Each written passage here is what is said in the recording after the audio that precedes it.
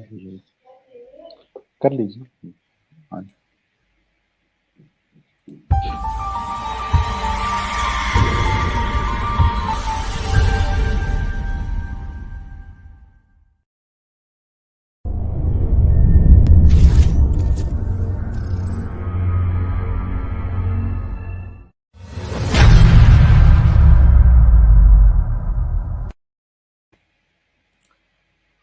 दोस्तों जय हिंद। मैं हूं रवि शुक्ला और आप मेरे साथ देख रहे हैं द न्यू भारत।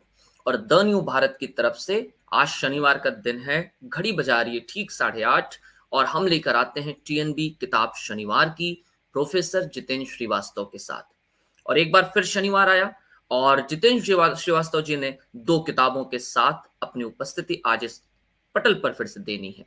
लेकिन इससे पहले कि आप आज की कार्यक्रम में प्रवेश करें, आज की हमारी चयनित किताबें जिसे प्रोफेसर जितेंद्र जी ने चुना है, हमारी दो किताबों का उल्लेख इस तरह से, कविताओं में माँ और दूसरी माटी, जिसका उल्लेख, जिसका विवरण, जिसकी जानकारी कि आपको क्यों पढ़ना चाहिए, इनके बारे में इनकी समीक्षात्मक टिप्पणियां, अन्य के लिए आइए जोड़ते हैं प्रोफेसर जितेंद्र श्रीवास्तव जी को। सर, टीएनबी किताब शनिवार की प्रोफेसर जितेंद्र श्रीवास्तव जी के साथ इस कार्यक्रम में आपका स्वागत है। धन्यवाद रवि जी। और स्वागत के साथ ही आज का हमारा यह कार्यक्रम, जिस कार्यक्रम में हम बहुप्रतीक्षित कार्यक्रम, जिसका इंतजार साहित्य से जुड़े हुए, कविता, कहानी, उपन्यास, नाटकों से जुड़े हुए हर एक, चाहे वो लिखने वाला हो या पढ़ने वाला, पाठक हो या लेखक हो, कवि हो या श्रोता और दर्शक हो, हर कोई इंतजार करता है। और आज के इस कार्यक्रम की खूबसूरती यह है कि आज के कार्यक्रम में दोनों ही किताबें, जिसका जिक्र हमारे प्रोफेसर जितेंद्र जी करेंगे, दोनों ही संपादित किताबें हैं। पहली चर्चा होगी माटी काव्य संग्रह पर, जिसका संपादन कार्य किया है आसिफ आजमी जी ने, वह सह संपादक हैं प्रखर मालवीय कान्हा जी। दूसरी किताब जिसका जिक्र होना है, उस किताब का नाम है कविताओं में माँ। विषय दोनों ही रोचक है और कविताओं में मां का संपादन संजीव कुमार मुकेश जी ने किया है। और कुल मिलाकर 30 से 35 मिनट में आज 200 से अधिक कवियों का भी जिक्र हो जाना है, जिन्हें कि दोनों ही किताबों के भीतर समाहित किया गया है। तो सबसे पहले समय और बिना किसी भूमिका के सर आपके पास आते हैं। माटी काव्य संग्रह, इसे चुनने का, इसे चुनकर इस कार्यक्रम का हिस्सा बनाना और इसे लोग क्यों पढ़ें, तीन ऐसे प्रश्न जिसके साथ हम इस कार्यक्रम की शुरुआत करते हैं सर। बहुत बहुत धन्यवाद रवि जी। सबसे पहले हम लोग चर्चा कर रहे हैं माटी, जो काव्य संग्रह है। और यह जो काव्य संग्रह है, मूल रूप से आसिफ आजमी और प्रखर मालवीय कान्हा ने संपादित किया है। और इस किताब का उद्देश्य है पूर्वांचल, यानी लखनऊ से उधर का जो पूरा इलाका, लखनऊ और उससे उधर का इलाका, गोरखपुर, देवरिया, बस्ती, बलिया, गाजीपुर, इलाहाबाद, बनारस, जौनपुर, ये सुल्तानपुर, ये सारे के सारे, उसमें रायबरेली, ये सारे इलाके उसमें आ जाते हैं, प्रतापगढ़। और हम सब जानते हैं कि इसे किसी क्षेत्रीय मानसिकता से नहीं देखना चाहिए, किसी क्षेत्रवाद से नहीं देखना चाहिए, लेकिन ये सच्चाई है कि अ, हिंदी कविता के विकास में पूर्वांचल का एक बड़ा योगदान रहा है। यह जो संग्रह है वह इस समय पूर्वांचल से निकले अ, उन कवियों पर केंद्रित है, या उनकी कविताओं को अपने में समाहित करता है जो अभी जीवित हैं, जो अभी जी जीवित हैं। इससे पूर्व के, मतलब आप अगर हिंदी के महाकवियों की लिस्ट उठाएंगे तो बड़ी संख्या ऐसे लोगों की मिलेगी जो इसी पूर्वांचल की माटी से पैदा हुए और जिन्होंने हिंदी को अपनाया, उर्दू को अपनाया, इन दो जबानों को अपनाया और इन दो जबानों में कविताएं की, शायरी की, और इन दो जबानों को उन्नत समुन्नत बनाया और एक तरह से भारतीय कविता को मजबूती प्रदान की। तो जिक्र जरूर पूर्वांचल के कवियों का है, लेकिन इसे भारतीय कविता के संदर्भ में देखना चाहिए। और ये देखना चाहिए कि इन कवियों ने भारत की कविता को, भारतीय कविता को, जो कई भाषाओं में संभव होती है, उस कविता को वैश्विक स्तर पर रेखांकित करने लायक बनाया है। तो इस कारण से इस संग्रह को चुना गया है। आप देखेंगे कि इस संग्रह के पहले ही कवि हैं विश्वनाथ त्रिपाठी। हिंदी की दुनिया का हर व्यक्ति उन्हें एक कवि और एक बड़े स्कॉलर के रूप में जानता है। उनका गद्य, उनकी आलोचना और उनकी कविताओं से परिचित है। पिछले दिनों उनका गद्य बड़ा चर्चित रहा। यहाँ से शुरू होता है और इस समय सबसे एक और अच्छी बात ये है रवि कि जी। इन दोनों संग्रहों में भी मैं माँ का बाद में जिक्र करूंगा। ये दोनों संग्रह किसी विधागत संकीर्णता के शिकार नहीं है। यानी ऐसा नहीं है कि इनमें सिर्फ गजलें हैं या गीत हैं या सिर्फ मुक्त छंद की कविताएं। होता यह है कि कई बार मुक्त छंद के जो आग्रही होते हैं वो मुक्त छंद की ओर चले जाते हैं, हम्म। जो छंद के आग्रही हैं वो गीत की ओर चले जाते हैं, जो थोड़े छंद में ही गजलों के आग्रही हैं वो गजल की ओर चले जाते हैं। हम्म। समझना यह चाहिए कि अच्छी कविता चाहे वह मुक्त छंद में हो या छंद में हो, यदि है तो उसको रेखांकित किया जाना चाहिए। अ, हम्म। अ, विधाओं के आधार पर कविता की गुणवत्ता नहीं तय होती है, कविता के आधार पर विधाओं की गुणवत्ता तय होती है। काव्य प्रविधियों की गुणवत्ता तय होती है, आपके विन्यास और संरचना की गुणवत्ता तय होती है। तो आसिफ आजमी जो इसके संपादक हैं, मूल रूप से वो एक पत्रकार हैं, सोशल और कल्चरल एक्टिविस्ट हैं, हम्म। हिंदी और उर्दू को लेकर काम करते रहते हैं। विशेष तौर पर उर्दू के तमाम बड़े कवियों पर उन्होंने सालाना जलसे किए हैं, किताबें संपादित की हैं। पराग गोरखपुरी पर, मजरूह सुल्तानपुरी पर, बहुत सारे लोगों पर उन्होंने किया है। कुछ ऐसे लोगों पर भी काम किया है जो समय के साथ भुला दिए गए, लेकिन जिनका योगदान महत्वपूर्ण है। तो यह इस कारण से मुझे लगा कि इस किताब पर चर्चा होनी चाहिए, बातचीत होनी चाहिए। मैं आपको अगर इसमें से कुछ नाम बताऊं तो आप देखें कि कितने लोग इसमें शामिल हैं। जैसे माहेश्वर तिवारी हैं, हम्म। दोनों संग्रहों में शामिल हैं। जो माँ वाला आएगा उसमें भी शामिल हैं, विश्वनाथ प्रसाद तिवारी हैं, अब्दुल बिस्मिल्लाह साहब हैं इसमें। अ, तमाम लोग आप देखेंगे, सुभाष राय जी हैं इसमें, अष्टभुजा शुक्ल हैं, कात्यायनी हैं, महेश आलोक हैं, अ, वशिष्ठ अनूप हैं, यश मालवीय हैं, अतीक अंजर हैं, अखलाक बंदवी हैं, परिचय दास हैं, खुर्शीद अहमद हैं, राकेश पांडे जी हैं, प्रताप सोमवंशी हैं, अ, दानिश हुसैन हैं। अ, आप इसको देखेंगे, अजीज नबील हैं, बाहर रहते हैं देश के आजकल हम्म। लेकिन अच्छी कविताएं संभव कर रहे हैं। बहुत कृष्ण कुमार यादव हैं, विशाल श्रीवास्तव हैं, अ, अ, दिलीप पांडे हैं, प्रांजल धर हैं, अखिलेश श्रीवास्तव हैं, राजीव कुमार हैं। तमाम लोग आप मतलब ये घनश्याम कुमार देवांश हैं। ये वे लोग हैं जो लगातार बेहतर लिख रहे हैं, काम कर रहे हैं। और बड़े मतलब एक तरह से कह सकें इसके लिए बहुत परिश्रम करना पड़ा होगा संपादकों को। प्रखर मालवीय कान्हा की गजलें भी इसमें हैं, वो युवा हम्म। गजलगो हैं। प्रखर मालवीय जो हैं ये युवा गजलगो हैं, बहुत अच्छी शायरी कर रहे हैं इन दिनों। और उनका भी इसमें जाहिर है संकलन में योगदान है। तो इन दोनों संपादकों ने मिलकर हम्म। एक दस्तावेजी कार्य किया है। और मतलब आपको कई चीजें जो छंद में है वो भी, जो नहीं है छंद में वो भी आपको हम्म। मैं सुनाऊं। वशिष्ठ अनूप का इसमें एक शेर है, हमेशा रंग बदलने की कलाकारी नहीं आती, बदलते दौर की मुझको अदाकारी नहीं आती। क्या बात। या यश मालवीय के जो इसमें कुछ दोहे हैं, उसमें हैं, देह हुई दीपावली जगमग जगमग रात, करे अमावस किस तरह अब कोई भी घात, चाहे कुछ हो अब कहीं होगी नहीं अंधेर, दिया पहन कर शाम से हंसने लगी मुडेर। क्या बात है। और इस तरह के बहुत सारे इसमें मतलब आपको मिलेंगे संदर्भ, गजलों के भी, कविताओं के भी, जो आपको परिचय दास की बहुत से समय जैसी है, हम्म। अंजुम बाराबंकवी की गजलें हैं इसमें, दर्द से रंज से तकलीफ से हलकान हैं हम, इतनी आबादी में रहते हुए वीरान हैं हम। क्या बात है।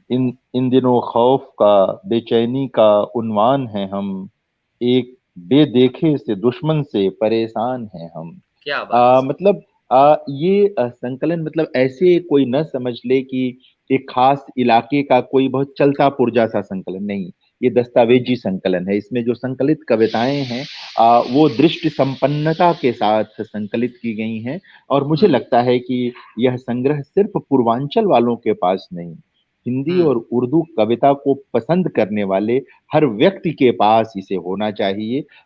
उसकी सेल्फ में, उसकी जो किताबों की अपनी हम्म। लाइब्रेरी है, अलमारी है, उसमें रहना चाहिए। विशाल श्रीवास्तव की कविता का शीर्षक ही है अपभ्रंश में हंसता हुआ आदमी। क्या। आप देखें, शीर्षक ही बताता है कि ये कविता किसके बारे में है, किन लोगों के बारे में है, कौन लोग हैं ये। बहुत सारी अमित श्रीवास्तव की कविताएं हैं इसमें, बहुत अच्छी कविताएं उनकी भी हैं इसमें। क्या कहते हैं ये जो प्रांजल धर की कविताएं हैं, दिलीप पांडे जो कि आपके नेता हैं और हम्म। विधायक हैं, दिल्ली में रहते हैं, उनकी कविताएं हैं इसमें। वो लगातार लिखते पढ़ते रहते हैं। तो कोई मतलब भेद विभेद भी नहीं है कि किसको लेना है किसको नहीं लेना है।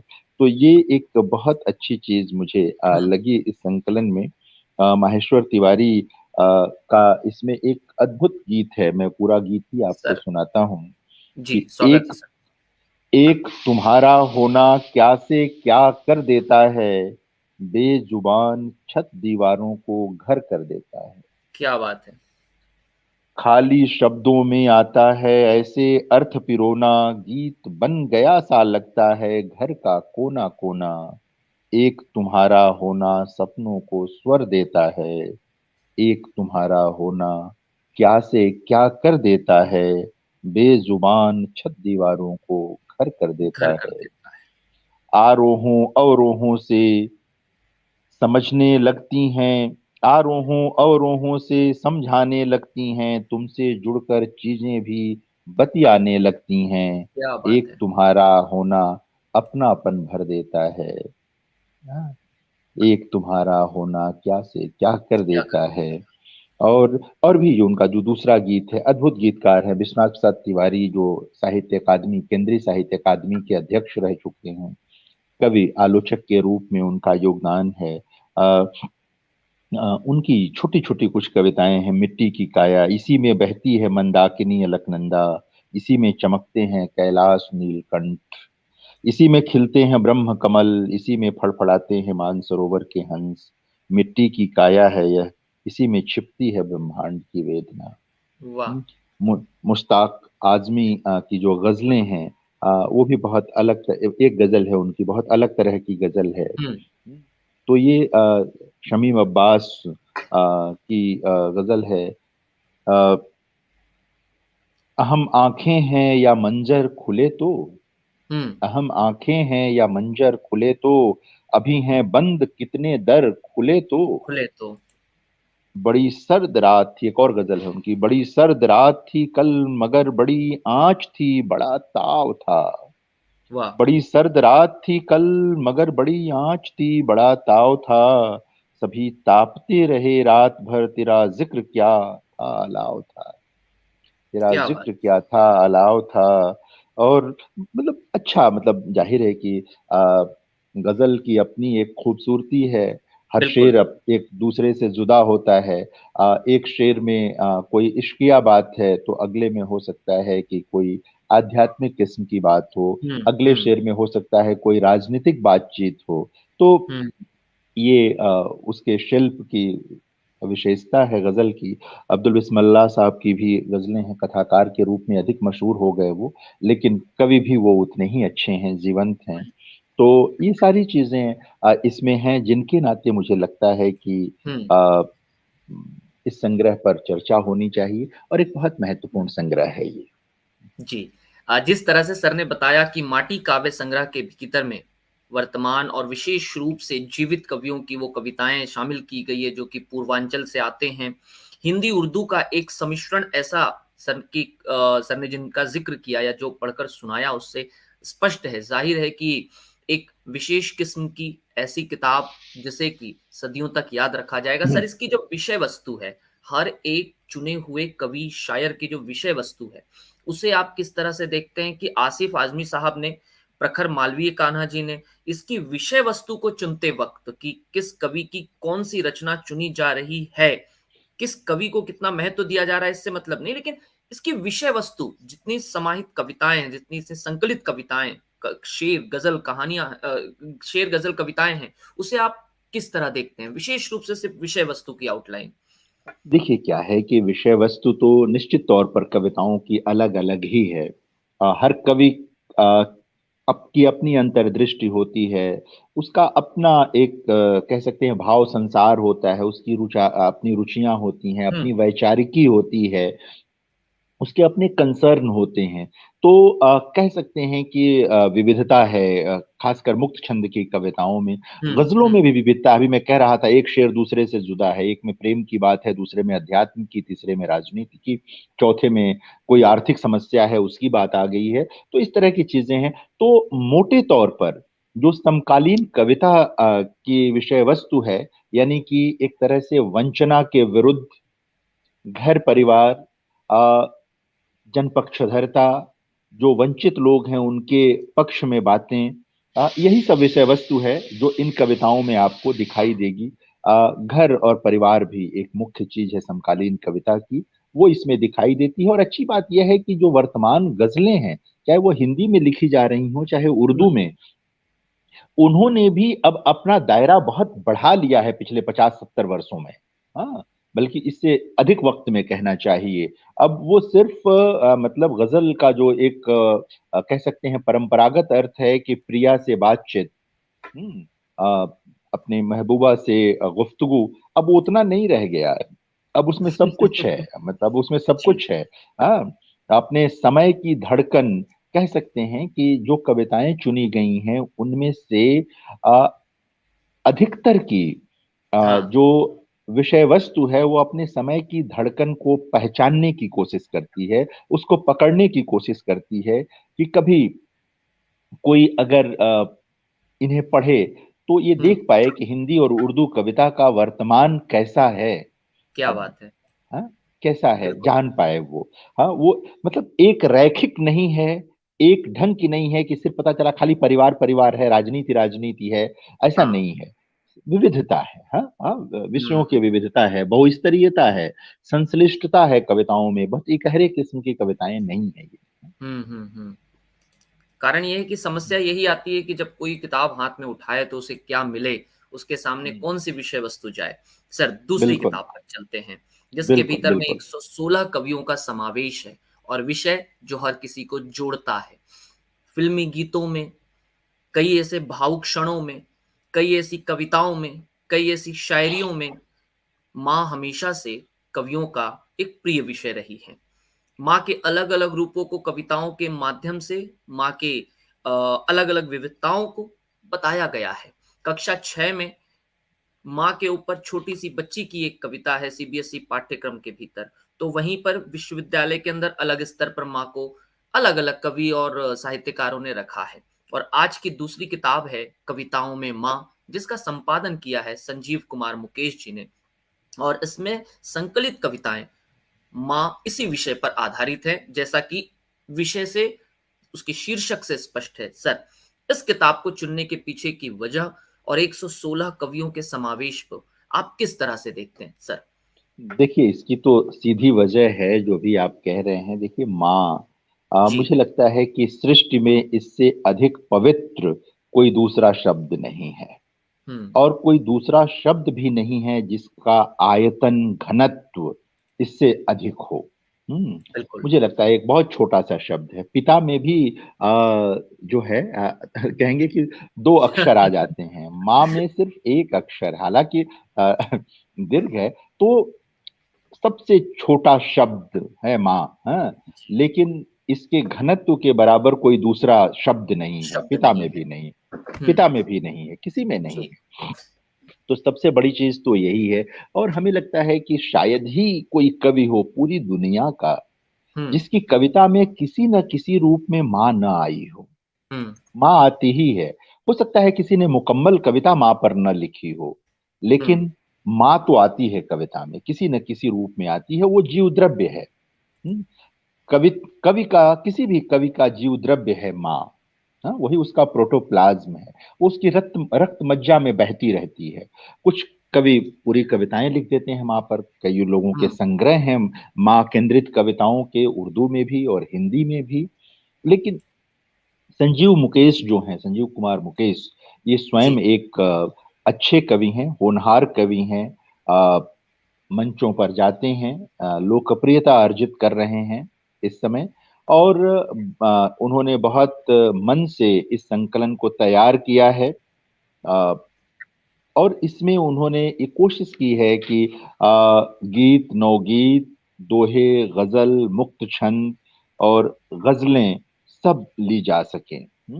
और इस तरह उन्होंने एक कह सकते हैं कि सबकी सीमा होती है, 116 कवियों को, 115-16 कवियों को शामिल कर पाना आसान नहीं है, उनकी कविताओं को बिल्कुल। मंगाना, चुनना, शामिल करना। तो बड़ा कारण तो माँ ही है, और विषय एक है, यानी माँ। बिल्कुल। देखिए ना, यही जो मैं कह रहा था कि शब्द का आयतन और घनत्व तो दोनों है, बड़ा है, परिधि बड़ी है। यानी सिर्फ माँ है, लेकिन हर कविता एक दूसरे से जुदा है। हर कवि अलग ढंग से माँ को याद करता है। जैसे पहली ही कविता जो अगर मैं कहूँ, गीत जो है, जी। वो जो महेश्वर तिवारी का गीत है, रोटियां बनाती है माँ, बेटों के लिए कुछ नए सपने आंच में पकाती है माँ। क्या बात है सर। हम्म। सपने जो लोरी हैं कल की उम्मीद हैं, कड़वाती आंखों के लिए भरी नींद है, चूल्हे के पास बैठकर घंटों उनको दुलराती है माँ।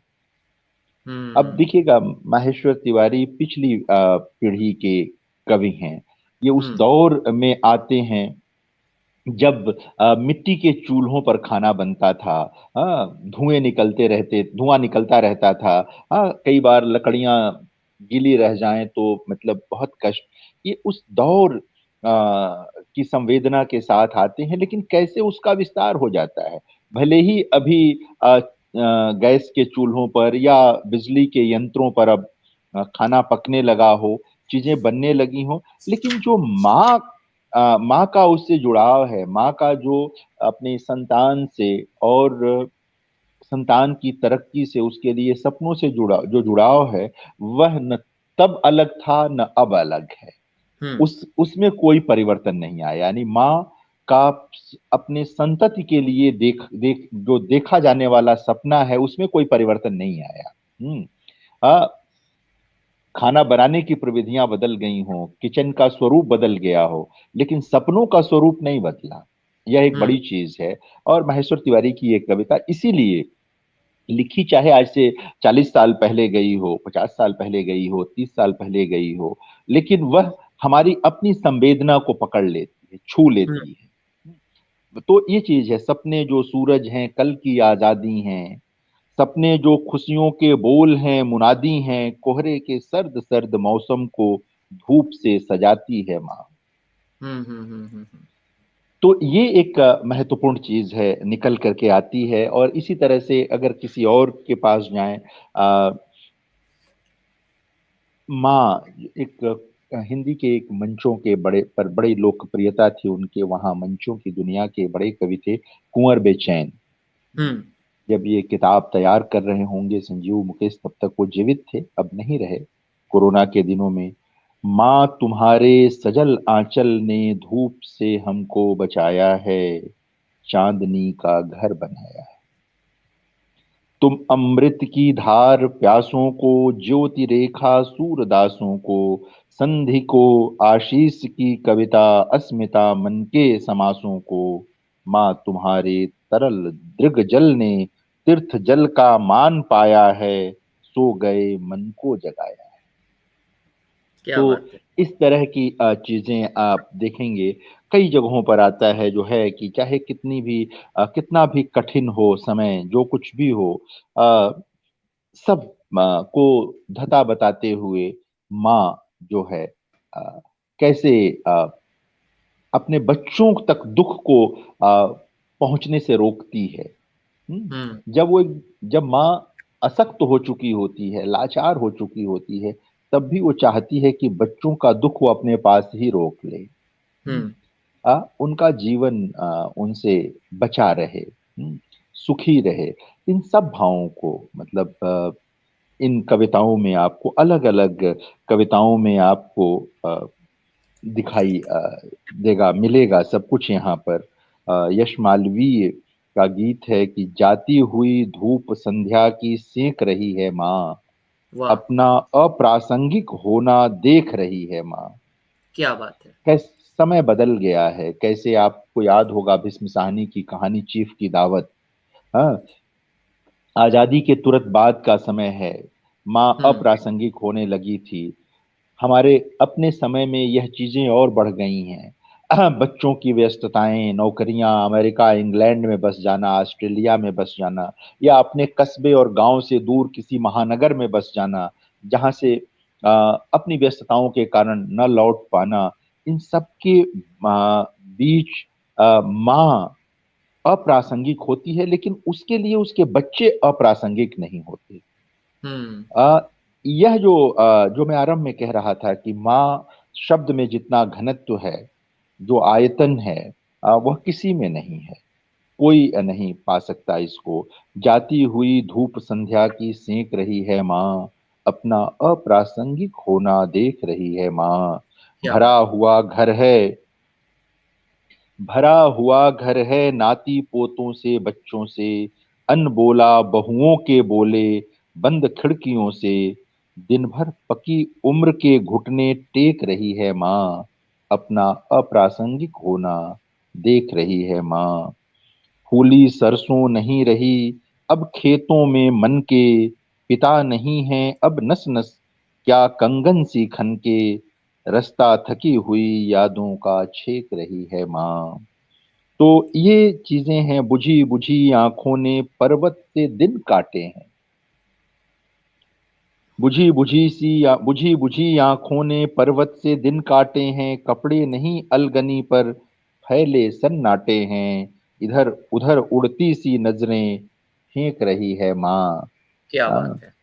अपना अप्रासंगिक होना देख रही है माँ। देख रही लेकिन लेकिन कहीं भी आप देखेंगे, ख्याल से असंभव स्थितियों में ही शायद ऐसा होता होगा कि हम्म माँ की जबान पर अपनी संतति के लिए कोई बद्दुआ हो, नहीं होती।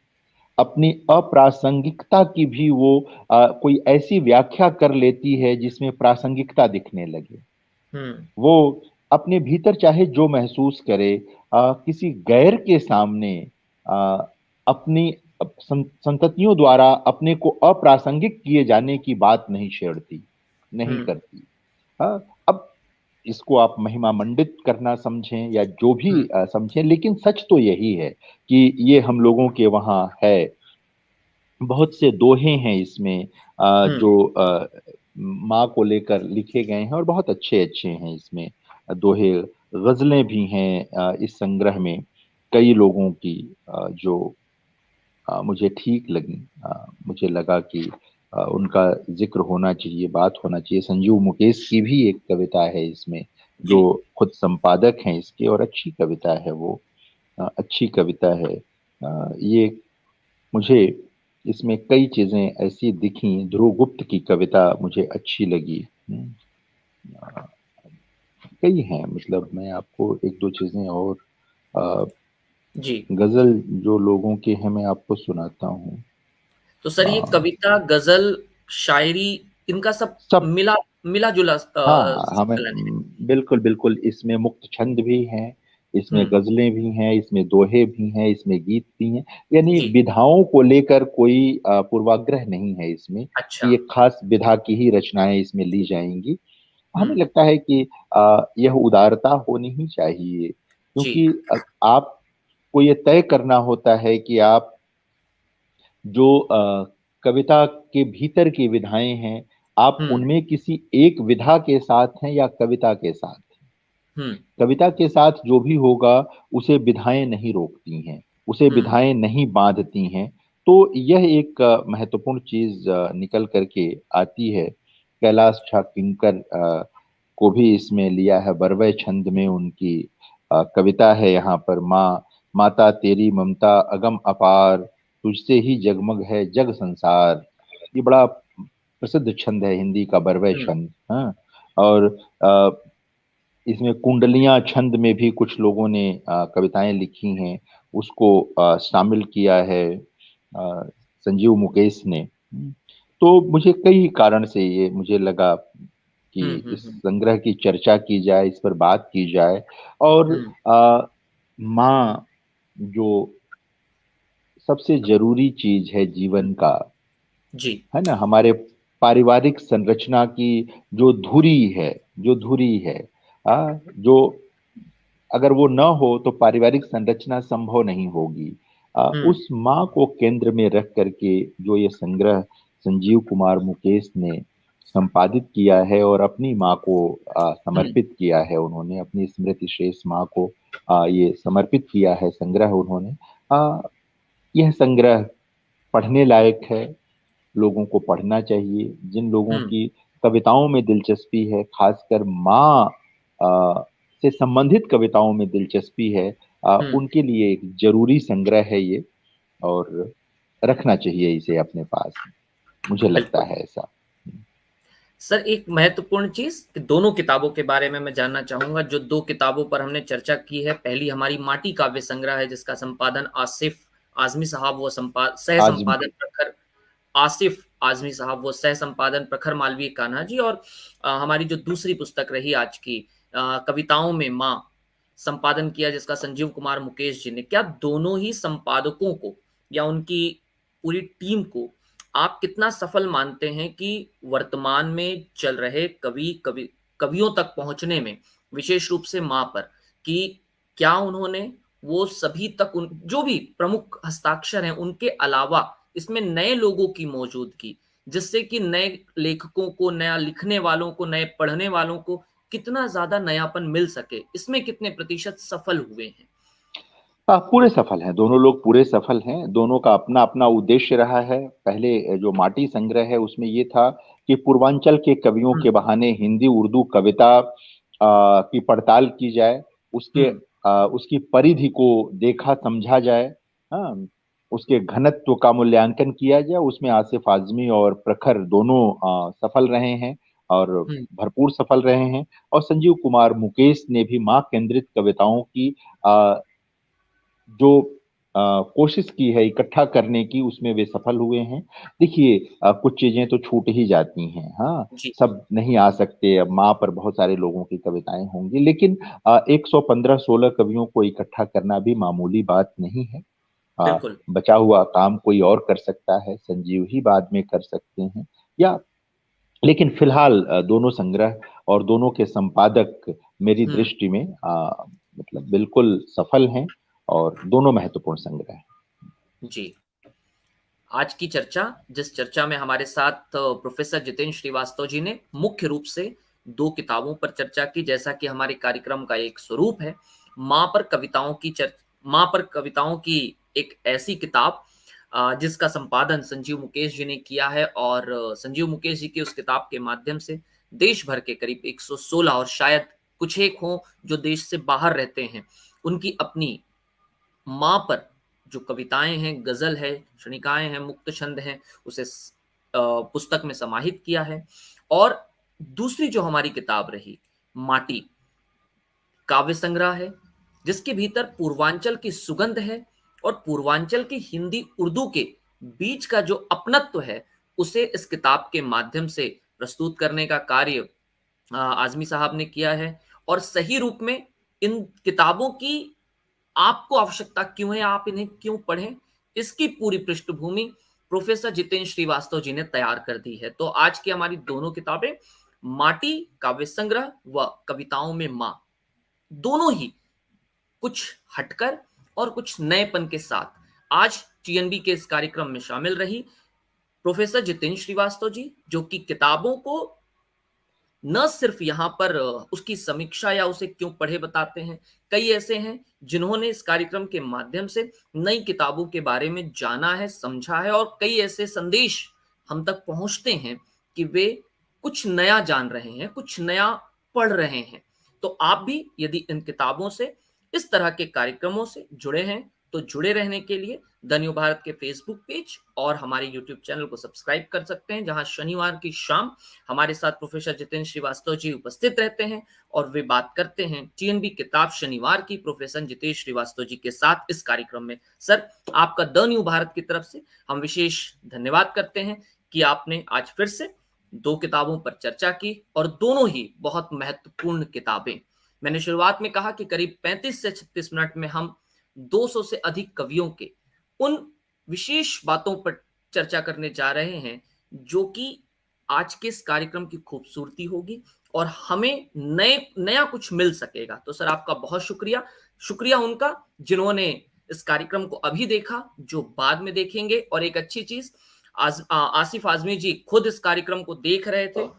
यदि आप अभी भी बने हैं, सर आपको बहुत बधाई और शुक्रिया कि आप कार्यक्रम से जुड़े हैं। संजीव भी देख और रहे थे, संजीव भी देख रहे थे, संजीव जी भी संजीव देख रहे मुकेश। हैं। संजीव मुकेश जी का भी बहुत शुक्रिया कि इस कार्यक्रम के माध्यम से कुछ नया लोगों को मिल पाया है। और मुझे लगता है कि मेरी अपनी निजी लाइब्रेरी में बहुत जल्द मैक्सिक गार्गी के बाद में माँ पर कोई नया संकलन होगा तो वो ये होगा। मैक्सिक गार्गी के उस उपन्यास माँ के बाद में यदि कुछ नया पढ़ने लायक है माँ पर, तो मुझे लगता है ये 116 कवियों का कविताओं में माँ का संपादन एक बहुत महत्वपूर्ण पुस्तक आपके लिए होगी। और जो पूर्वांचल को समझना चाहते हैं, पूर्वांचल के कवियों को समझना चाहते हैं, उनके लिए माटी काव्य संग्रह एक ऐसी पुस्तक जो कि आपको वहां से न सिर्फ जोड़ेगी, बहुत कुछ नया देगी। और यदि आप लिखना चाहते हैं, फिर तो आपके पास में बहुत कुछ नया होगा। सर, आपका बहुत शुक्रिया, धन्यवाद। जय हिंद। जय जय।